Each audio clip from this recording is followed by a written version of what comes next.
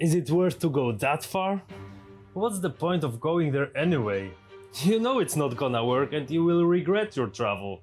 Because there are 5 things that you have to apply to make every single travel the best time of your life, and in this video I will show you how easy it is and that spending a lot of money is not the way to have the best travel experience. In fact, I'll show you how spending less makes you experience more. Alright, move, let me talk. Alright, go.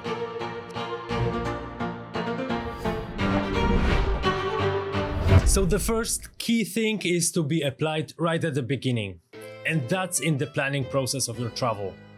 And already here I see so many people making a huge mistake. What is the usual way to choose a place to visit? We all are being influenced by a lot of stuff that we see and hear every day, like Instagram feed, where we see stunning photos of places that we might want to visit. We hear our friends talking about their recent trips and we are thinking if this is something we might want to do as well. Many people also watch YouTube or just browse the internet in search for the most beautiful places. And from all those inputs, we make a decision where to go. And we go, and sure, it can be amazing, but the chance is really high if you don't filter it through your personality that it won't be. It's like you'd be choosing a car to buy. If you just googled what is the best car, it might result in buying a Ferrari you can't afford and you won't even be able to get groceries with it. So you get it, you need to tailor it for you specifically.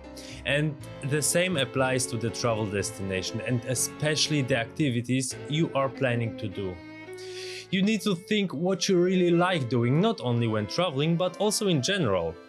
If you like hiking, like me and my wife, then you definitely should do it also when abroad and find places where the hiking trails are maybe something you haven't experienced yet. Also, if you're into cooking or only eating, you can take cooking classes or look especially for the best places to eat that are wherever you're going. Or you could search for countries which cuisine is something especially interesting for you. You like football? Go see a football game and take a stadium tour. Make things that you really love doing.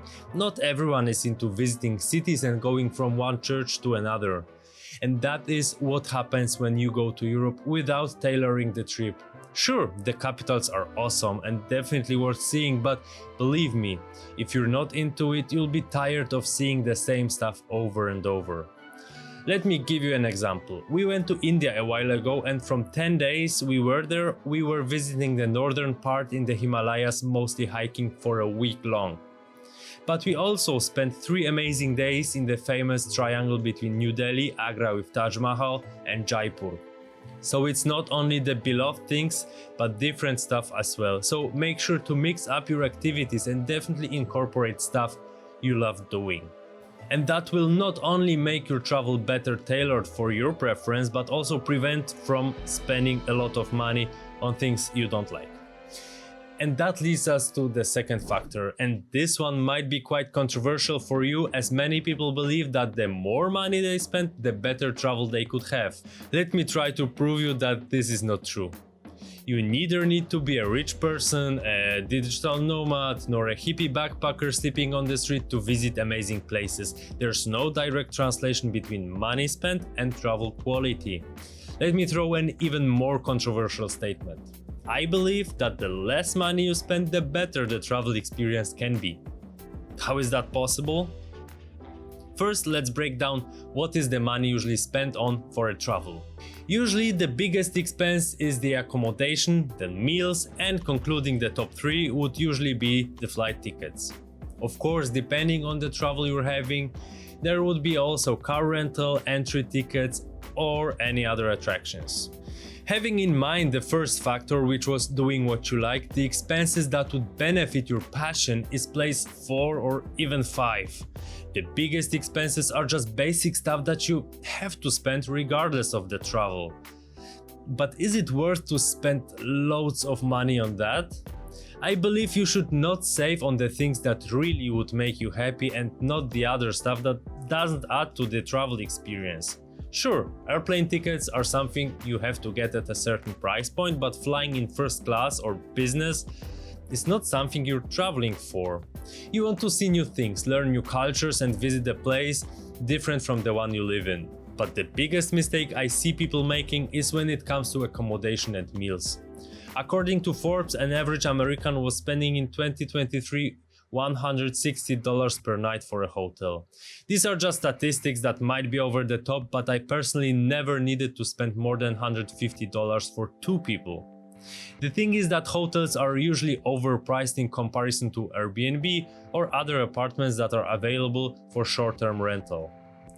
Before we start the argument that hotels are better and much more comfortable, let me first touch on the meals thing. Usually I don't even count it as travel expense. Why? Well, I do have to eat at home too, right? I just don't need to go out for every single meal. Sure, I'd be probably spending a little bit more because instead of going out eating once or twice a week, like at home, I do that 3 to 5 times a week. But that's not a huge difference. What about the other meals? I just cook for myself, I do groceries, I take self-made sandwiches. Now you may think I'm not going on vacations to have to deal with the same mess that I have to deal with everyday cleaning, cooking, etc. And that's the point. If you want to go for vacations, maybe a better option is an all-inclusive trip to a hotel at the beach. You have everything covered and don't need to move your finger. If you want to travel though, you don't need all that stuff. You should spend money only on the things that add value to the journey. And now the most important part. If you do spend less on accommodation, meals, etc., it will result in a closer experience with the culture, with the place and the people. You won't be locked in a Western-style hotel going out only to paid round trips with a guide. You will be forced to explore and enjoy the little things. And the best memories are happening in moments like a night in a tent in the middle of nowhere, a travel on a local bus, walking many miles because you were too cheap to get a taxi, or a picnic at the riverside. It's not in a hotel having breakfast in it that is served the same in every corner of the world. So don't spend on the things that don't add value. Enjoy the little things and share the moment with people you care about. And that's factor number 3. Many people don't like to travel by themselves, and that's understandable. It's like rewatching your favorite movie with a friend or partner. You're constantly looking at them and their reaction to the movie. Same with traveling. You want to have people around you to share memories, to experience and be amazed together. And I think with the key factor number 3, people make the biggest mistake, but also the easiest one to fix. Who are usually people traveling with? Family and friends, and by themselves would be probably the most common answers. Solo traveling is great and has some big advantages because being by yourself you can focus on your thoughts and the experience you are having. It might get bumpy though if someone is traveling alone, although they would have a life partner.